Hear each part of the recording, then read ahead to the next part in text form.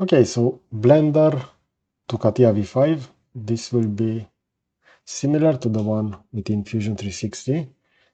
So the main idea is to have a polygonal model, and I will use the Blender monkey head and have that imported within CATIA. So let's just define that monkey head. So we're going to find it underneath mesh, monkey.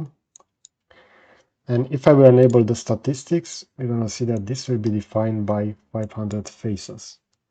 And the eyes will be separate meshes over here, as we can see. Now I'm going to export this as an OBJ. I'm going to save this directly on the desktop. Let's call this monkey. I only want to export the selection. And now within CATIA, we have the possibility to load that, but we can't just drag and drop that.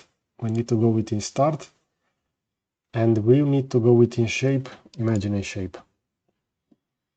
And this will be the workbench that will be similar to Fusion, T-spline modeling. And over here, we have the possibility to insert a mesh. We're going to find it over here. It will be import subdivision. This will be located within the creation panel, so at the top. We're going to see it over here. Let's see exactly the creation panel. As we can see, Imagine Shape has quite a lot of elements over here. And in this case, the ones that will be for the creation will be the ones with the primitives. So I'm not sure exactly where we can locate that at the top, but it will be over here. So we have open primitives, close primitives, and sweep. So as you can see, the revolve will be over here. That is also located on the creation panel. But let me just open this again. So we see over here that the import will not be located over here. If you don't have this creation panel, you can right click and you can have it enabled. So this will be the creation. As you can see now, this has been deactivated and I can re-enable it again. So I'm going to select that, and I know that on desktop, we're going to have the following subdivision. And you saw how CATIA zoom in.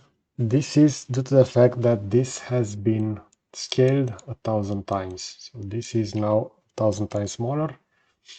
So we should also scale this if you want to work at the true scale with it. But as you can see, this will be directly imported. And now I can select either the individual meshes for the eyes or the one for the main body. And I can press space in order to have that imported. And now if I'm going to expand the part body, we're going to see those individual elements. And just like within Fusion, we can go ahead and we can modify them.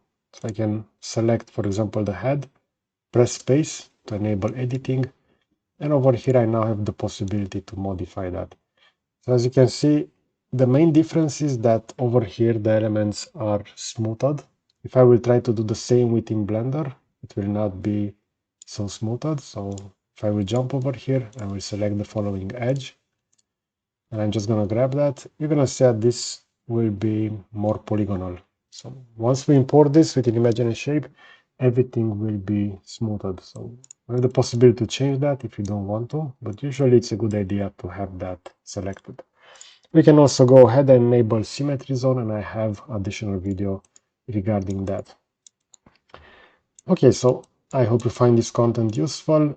I'm going to add over here a playlist with CATIA tips and tricks. So there are currently around 400 videos. So if you enjoy this kind of content, please consider to subscribe, as I will post additional videos.